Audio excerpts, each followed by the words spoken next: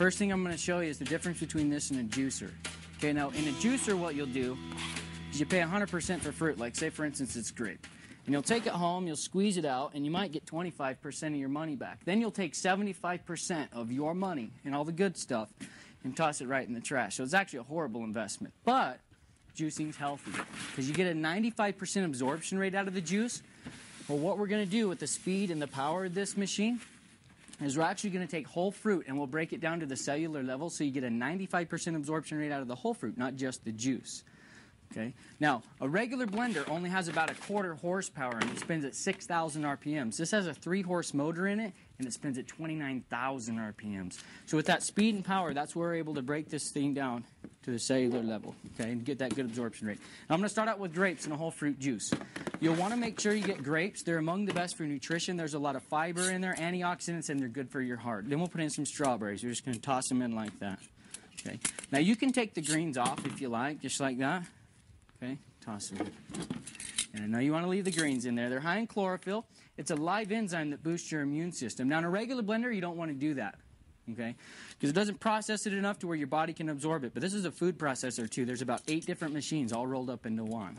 Okay, pineapples, we're going to leave all the core on our pineapples, right? And you'll want to leave the core. They're high in fiber, vitamin C, and bromelain. It's actually the most nutritious part of the pineapple. Notice I'm also leaving the eyes on the pineapples, okay? You know why I leave the eyes on the pineapples?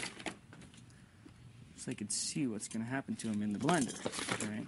Now on the melons, we're going to leave all the seeds on our melons. And you'll want to leave seeds on your melons. They're high in fiber. But when you crack the seed open, there's a natural source of protein in there, like flax seeds. All right? So if you take flax seeds, you can toss them in there. We'll process it for you.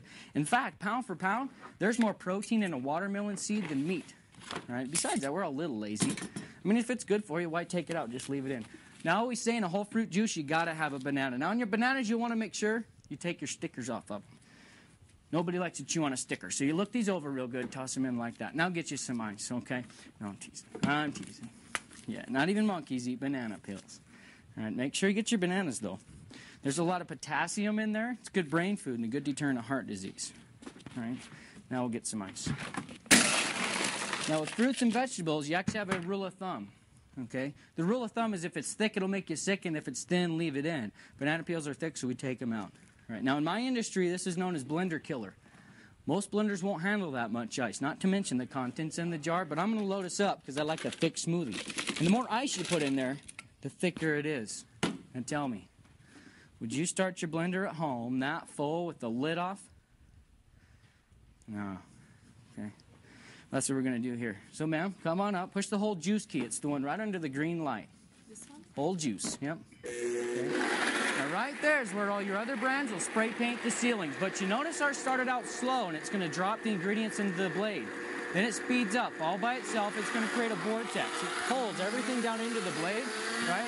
We're not going to use spoons, spatulas, or plungers to assist the blender, all right? You don't need to shake the jar or play piano on the keys. It just does it all for you right there. Now, with that speed, that's where we're going to take raw vegetables just like that. And we're actually going to cook them into a hot soup, all from the friction of the blade. There's no heating element in there. It's all done by friction. Well, now we've got a problem. See, smoothies are supposed to be cold, and you don't want to get stuck at the door for 5 or 10 minutes, or maybe on the phone, come back to a warm smoothie. It's a smart machine. See, it shuts off automatically when it's done. Right? See, you can't leave any other blender unattended, or you'll come back to a warm smoothie, right? But you remember all the seeds and the stems and the ice we had in there? Take a look at that. Smooth and consistent all the way through.